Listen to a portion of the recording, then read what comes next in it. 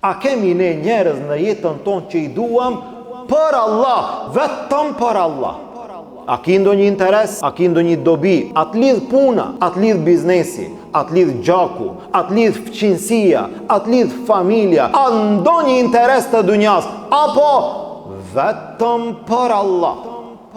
E nëse e dom dikan vetëm për Allah, kjo është një cilësi e madhe e shijimit, ëmbëlsis, kënaqësis së imanit. Mirë po, edhe kjo nuk është e lehtë. Mos mendo që vjen ndonjë gjë në fenë e Allahut që ka shpërblim të madh dhe në fund është e thjeshtë.